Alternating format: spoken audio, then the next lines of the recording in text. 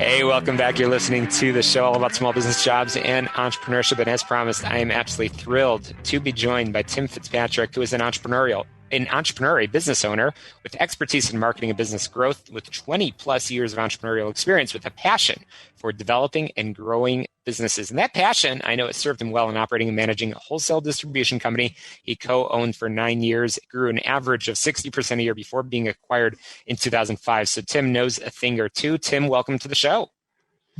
Thanks for having me, Shalom. I'm excited to be here. Absolutely exciting to have you. So you have, since that period of in 2005, you've had a number of successes, but along with those successes have come some failures. And you are as promised, a marketing guru. So let's get to know you a little bit and tell me a little bit about yourself and sort of some of the lessons that you've learned in this entrepreneurial journey that you've been on.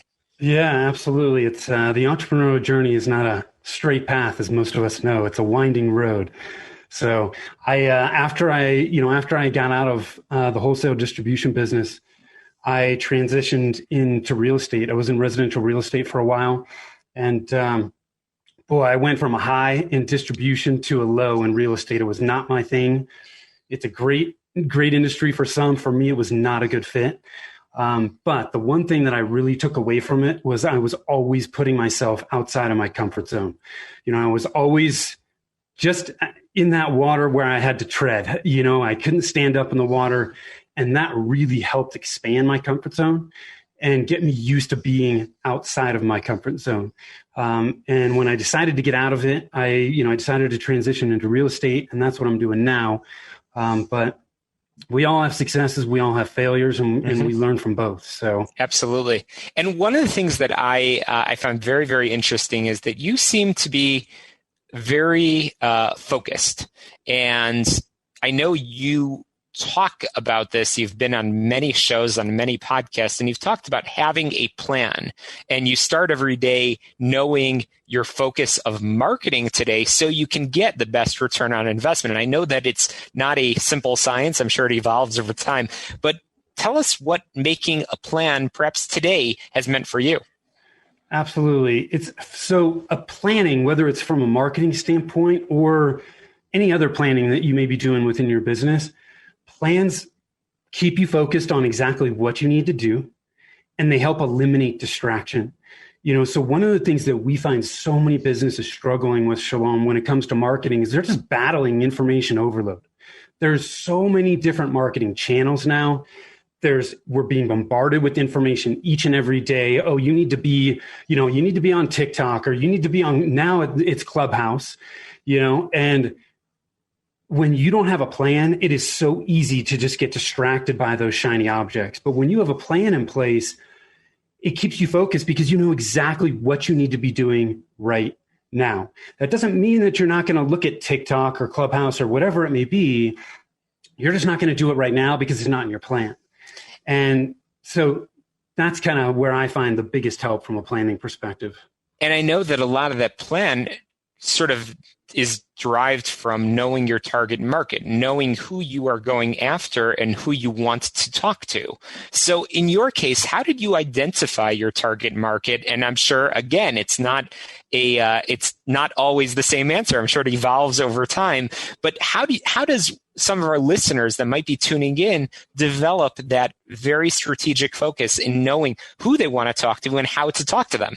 Yeah, we could talk about this alone for an hour, I'm sure. But the easiest place for most existing businesses to start to hone in on who their ideal clients are is to ask 3 questions. Okay, how are you? Who do you enjoy working with? Right? Why do we want to work with people we don't like working with? Okay, that's 1. 2, who are your most profitable clients? If we're going to stay in business, we got to be working with profitable clients. And 3, who do you do your best work for? If you work with people that you do your best work for every time, you're naturally going to get more referrals.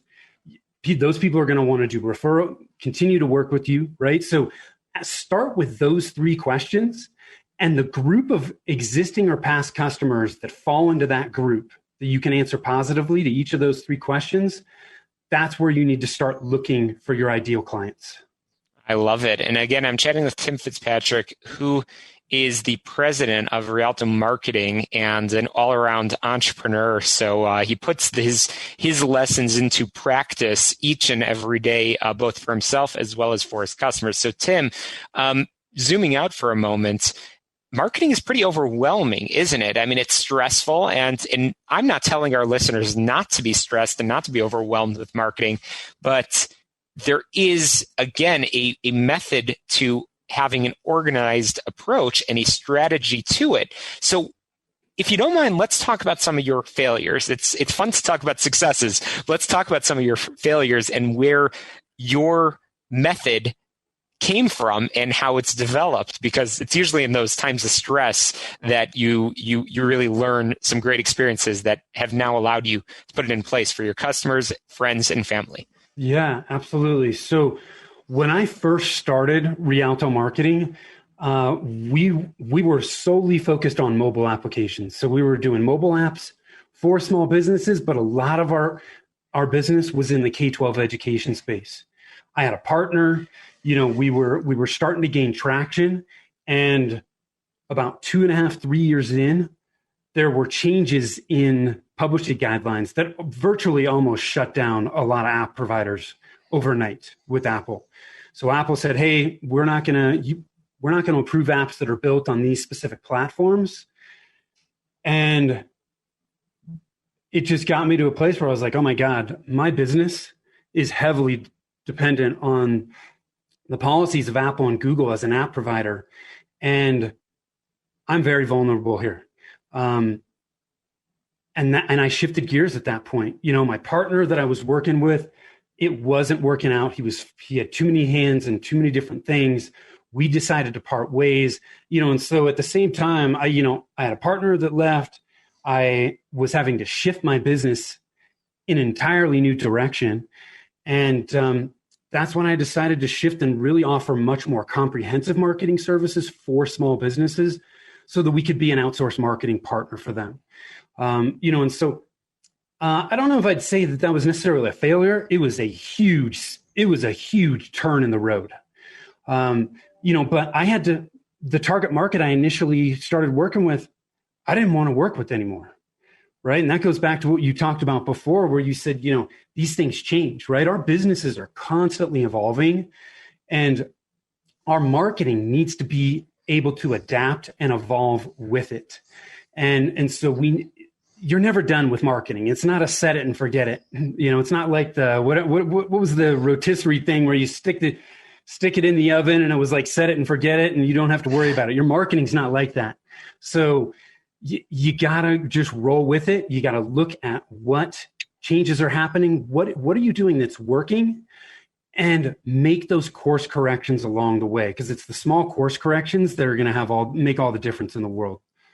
Well, great advice. I've been chatting again with Tim Fitzpatrick, the president of Rialto Marketing.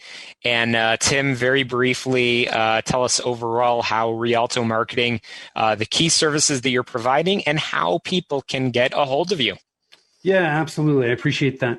So we get involved in any number of different digital marketing services: website design, social media, content, email marketing, pay-per-click advertising. And our main focus is making sure you get the fundamentals in place first, because the fundamentals lay the foundation for your long-term marketing success.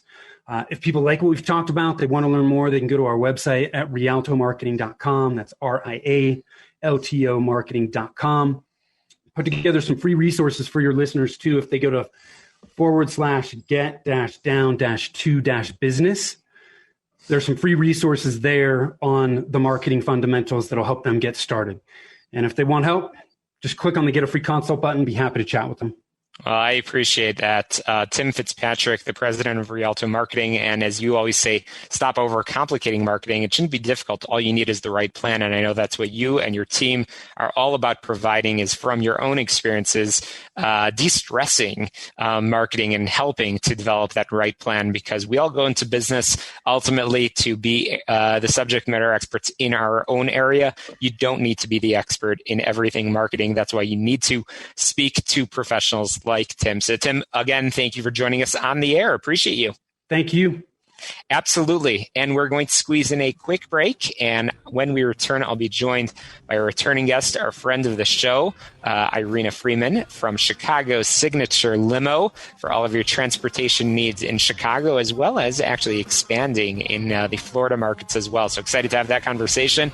You're listening to the show all about small business, jobs, and entrepreneurship. Get on my website, shalomklein.com. That's where you can download podcasts from the past 7+ years of shows. Again, don't touch that dial. We'll be right back.